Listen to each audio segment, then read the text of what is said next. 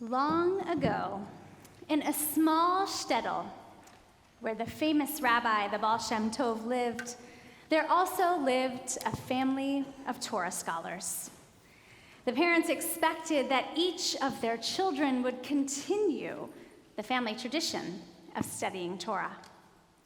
While the first and second children followed right in their parents' footsteps, the third child, Shmuel, had a hard time. It was hard for him to sit and focus for long periods of time. It was difficult to learn his letters, and he didn't seem to engage with the lessons. Shmuel's parents and his teacher realized that this school setting was not the ideal place for him to learn and grow.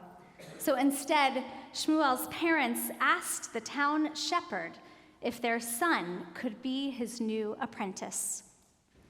And so, unlike his siblings and everyone else in his family, Shmuel did not go to school. Instead, he spent every day in the fields and the meadows learning how to be a shepherd. Shmuel thrived. He loved the animals. He loved the outdoors. He loved how connected the sheep were to each other and how connected he felt to them. And he loved learning how to play the flute, which the shepherd taught him. For when he played his flute among the flock, the sheep listened. They came near, and everyone felt part of a whole. Shmuel felt connected and important, except there were a few days of each year when he would feel out of place. You see, Rosh Hashanah and Yom Kippur were the days when Shmuel was expected to join his entire family in the synagogue. Shmuel would sit quietly, unable to speak the words or the prayers, unable to read because he had not learned in school. It was not that he didn't want to be there. Rather, he yearned to join in, but he didn't know how. One year on Yom Kippur, Shmuel sat with his family as usual, longing to participate, when he happened to look up at the Baal Shem Tov. Shmuel noticed that the Baal Shem Tov kept his gaze on him, as if to encourage him. Shmuel sat and wondered what he could do to add his voice to the prayers of the community that felt so foreign. His hand went to the flute in his pocket, and he was reminded of how connected he felt to his herd when he would play. So he pulled out that flute and began to play the beautiful melody that wove harmoniously with the prayers of the congregation. He played with all his heart, with all his soul, so happy to finally have found a way to participate. But the community stopped their praying, and a sound of shock and horror went through the room. Suddenly, people were shouting at Shmuel to stop, shouting at the Baal Shem Tov to make him stop. But instead, the Baal Shem Tov spoke up gently. Finally, our prayers will reach heaven as a full community, he said, for all of us are now included. Shmuel has joined us with his pure joy, his love, his devotion, and we need his voice in order for God to hear all of us. We pray in the Unatana Tokef prayer on these holy days. As a shepherd herds the flock, causing the sheep to pass beneath the staff, so does God count and record the souls of all living beings. Each of us is part of a flock, and in that sense, we are as indistinguishable as one sheep to another. But the truth is that we are not identical. God considers us not as a flock, but one by one. God has given each of us our individuality and recognizes each of us as unique. As we heard from Dr. Kleeman, who preached on the second day of Rosh Hashanah, each one of us is created B'Tselem Elohim, in God's image. Each one of us is holy and has a purpose on this earth. We are each a face of God, regarded in God's eyes. But sadly, we are not always held in that same regard by others or even ourselves. We can all remember a time when we felt excluded, unappreciated, or not valued. It hurt deeply. I'm sure we can also think of a time when we witnessed someone else feeling this way and wished we had done something to make them feel more included. In fact, it was a feeling just like this, expressed by a congregant, that inspired me to write this sermon. Before I tell you the story, I want to ask you a question. How many steps do you usually need to take in this building until you see something or someone who makes you feel welcome? How long does it take for you to feel welcome? Well, this was the question that I was asked. If you're asking me, I've never felt the need to question whether or not I am welcome here in this holy place. Yet there was a part of me that wanted to ask them, how many? How many steps for you? But then I realized that the number wasn't important. It was the fact that they felt that they had to count or even ask the question at all. Can you imagine feeling so out of place or worrying about feeling so out of place that you come up with a test to see how long it takes for something, or better yet, someone, to include you and help you feel known and valued?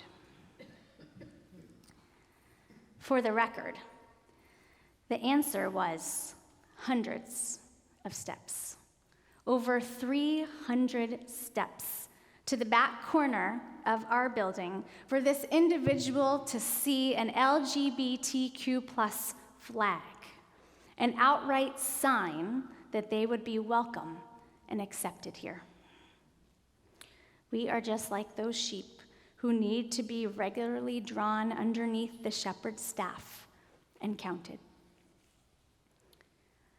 We must not forget that all human beings have a range of needs in order to survive. And according to psychologist Abraham Maslow, there are different levels of human need. At the first level, the most basic needs are those of food, water, clothing, and shelter. But all the other levels have to do with areas of the psyche and the spirit, safety and security, love, belonging, and esteem. For our soul and our well-being are in danger if we do not feel loved, included, and regarded. Yom Kippur is a time for reflection, for internal housekeeping, and a time for us to consider how we have treated others during this past year. It's a time for us to realize that our actions matter, and so do the ways that we consciously and unconsciously treat others. It is also the time for us to take responsibility and to vow to do better in the coming year. Even though we, as a Reformed Jewish congregation, have values that have become more and more welcoming over time, we still have work to do. Not just within these walls, but out in the world. Here's the thing about learning to be more inclusive. It isn't always easy. We have to be able to step outside of ourselves or outside of what we conceive and experience as the so-called norm. We have new words to learn, new things to think about. Embracing and accepting someone who is different from ourselves takes a great deal of empathy. This year, we've tried something new with our High Holy Day name tags, providing an option for you to express your gender pronouns, she, her, he, him, or they, them.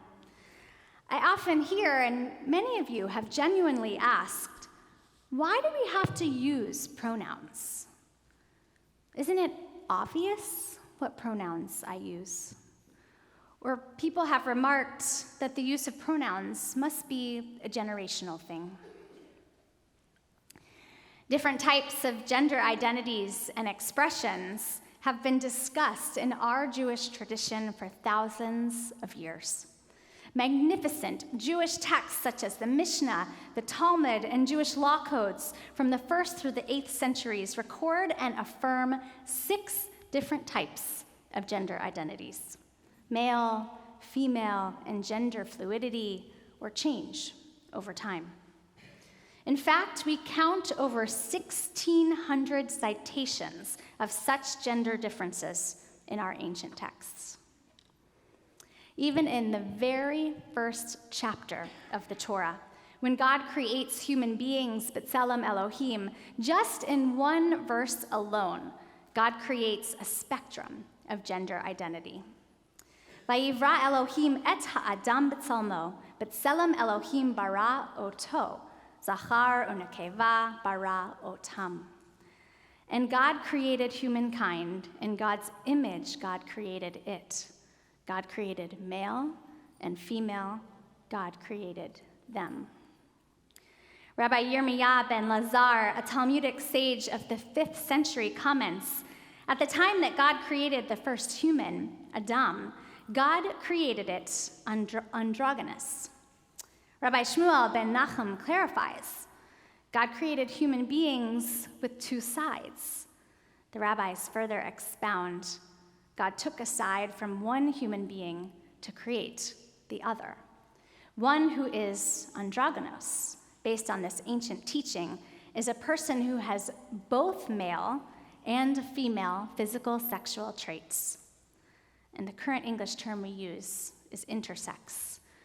So you see, to our ancient texts and rabbis, we, in our many different forms, are B'Tselem Elohim.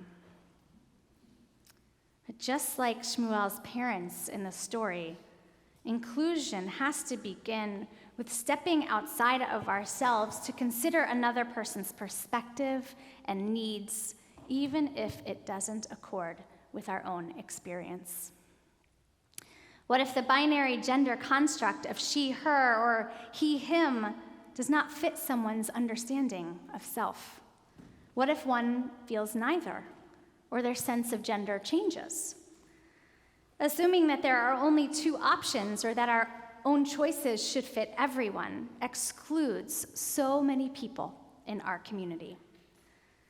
Still, we can take it a step further by not only being understanding, but also welcoming.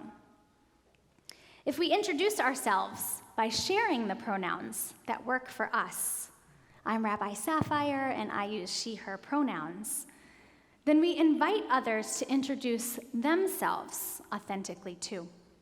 And if someone isn't ready to share their pronouns, then we can at least acknowledge them. And therefore, we make it known that in this space, we have an intention and a practice of inclusion. If you've never had to worry about people using the wrong pronouns when referring to you, I know it may not seem important, but a small added effort can make a world of a difference to someone struggling to be seen as who they really are. We each have work to do when it comes to embracing any and all humans as B'Tselem Elohim. There are so many people in our lives who we can do a better job of welcoming and including. Is it our child who does not go to college or who chooses a gap year or a trade program? Is it a family member who is neurodiverse or differently abled?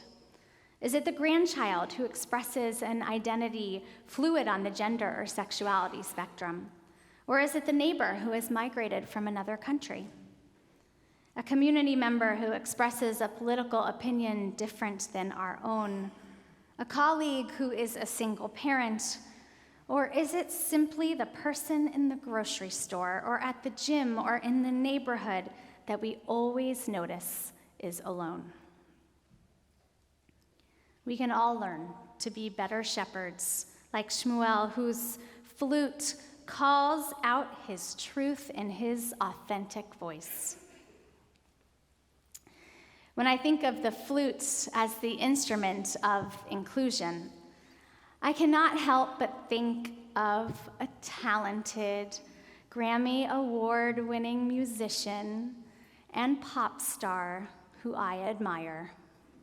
Yes, Lizzo. In addition to her music, her dance moves, and her stage presence, Lizzo, a large, beautiful Black woman who is not afraid to express herself in a leotard, is known for breaking barriers, advocating for and elevating the value of artists and people of all body types, all sizes and races. And Lizzo does it with a flute. For the sound and the message of a flute transcends the boundaries that we humans tend to set.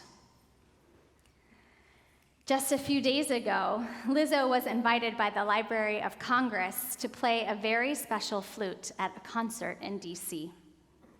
A flute that was made for James Madison in 1813. And here she was in 2022, freely expressing herself on stage, playing a flute that was made for a white slave owner. Even for most of us who are not famous or classically trained flutists like Lizzo, the sound of the flute is beautiful. It is accessible, small, and portable, and it can be taken anywhere. In fact, it fits inside the shepherd's pocket. While not everyone can play an actual flute, we can think of our own voices as metaphorical flutes. Think of the sweet, melodic sound of our voice when we sincerely ask someone, "What is your name?" Truly, how are you? Or when we invite them to tell us a bit about their story. This is as sweet as the music of a flute. Especially within our TBE community, we have the sacred mission to exercise these muscles of welcome and inclusion. In this new year, the Temple Board of Trustees has set a priority to welcome each congregant anew.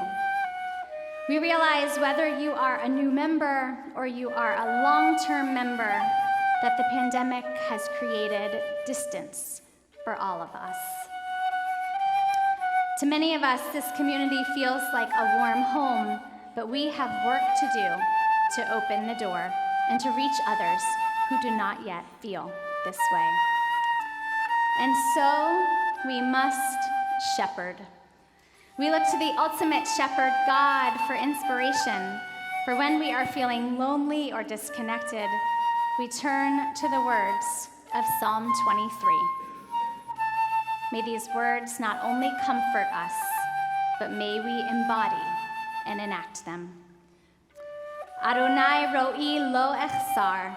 God is my shepherd. I am not lacking. God brings me to greener pastures, to waters that are still and replenishing. Even though I walk and count my steps in a valley of darkness, I will not fear, because you are with me. Your rod and your staff bring me comfort. Your melody and your song draw me near. Because of you, my shepherd, only goodness and love will I know for the rest of my life, and I will dwell in this sacred, welcoming house forever. Gemar Chatima Tova.